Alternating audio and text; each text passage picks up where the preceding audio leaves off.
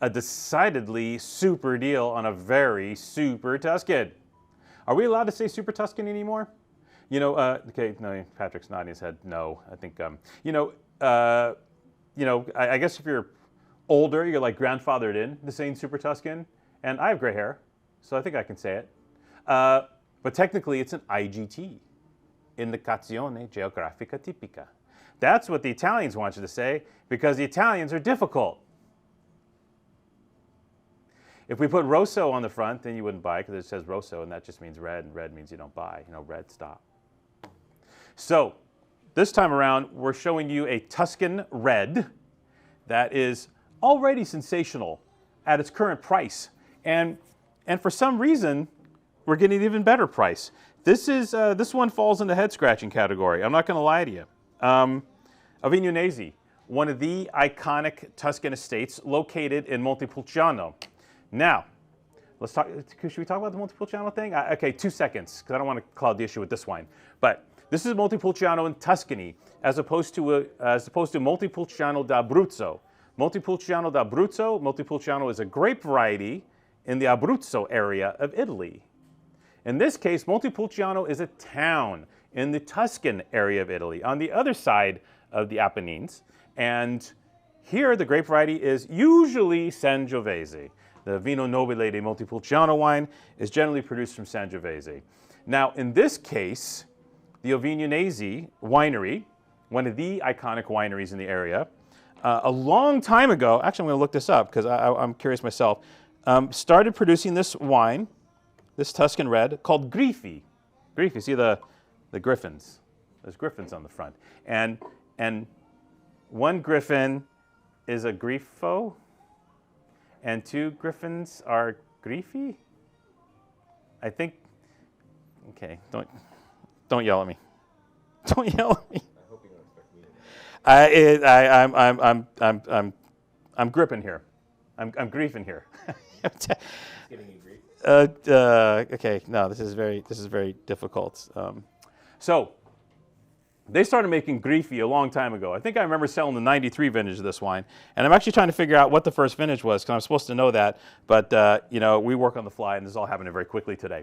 So basically, this wine's always been a blend of Cabernet Sauvignon and Sangiovese. In this case, 65% Sangiovese from the Montepulciano area, and then 35% Cabernet Sauvignon from Montepulciano and an area close by, Cortona, which is another famous Tuscan area that is known for its Cabernet as well as its Syrah, of all things. But in this case, no Syrah here. Don't worry, don't panic. This isn't Shiraz. You're allowed to buy this because there's Cabernet in it. And I'm trying to figure out the first vintage. Regardless, this has always been one of the icon Super-Tuscan wines. It goes way back. Oh my gosh. 92, 90, 88,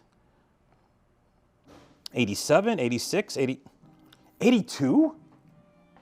Wow.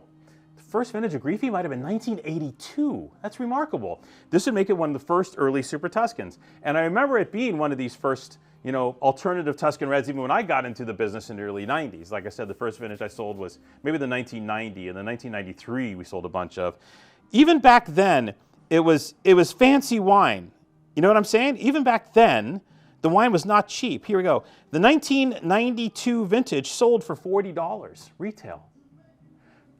The current vintage on 2021 vintage, guess the retail price? $40 effing.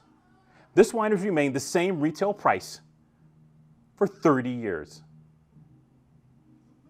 That is commendable and remarkable and out of control and beautiful. But we're going to do even better than that today because that's our job, and you don't buy from us unless we give you an even better deal. That's not true. You buy from us sometimes even. But what we want to get to here is the beauty. I know I don't have my pour stop thing. I'm sorry, wife, don't get mad at me. What we want to get to here today is the fact that this is an icon wine, and it's from a great, great vintage. 2021, as we've already discussed in these pages previously, is one of the greatest Tuscan vintages of all time. So we have an icon Tuscan red, we have a great vintage, and we have the same friggin' retail price as 30 years ago. On what planet? But you say, let's taste the wine. Well, The wine's amazing. You know, the current owners purchased it a few years back, and they converted all the vineyards over to biodynamic. So everything went to organic and biodynamically grown, and we have seen a shift in the quality of the wine. Because what happened is, there was a little bump, there was a little hitch in the giddy up when they were converting the vineyards, and the wines weren't quite as interesting. What's happened though is the vineyards have gotten into their nice, warm, fuzzy place. See, this takes time. We always talk about wine taking time and how we're all incredibly impatient, which is, it's both correct. And so what you need is you need time for these vineyards to kind of get into their sweet spot.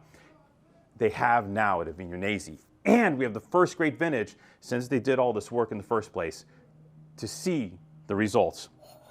And the results are incredible. I never tell people they should raise the price of their wines, and I'm not going to again, but if this wine were more expensive, we probably would have bought it still.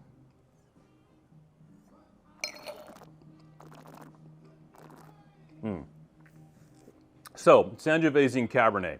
Let's talk about that.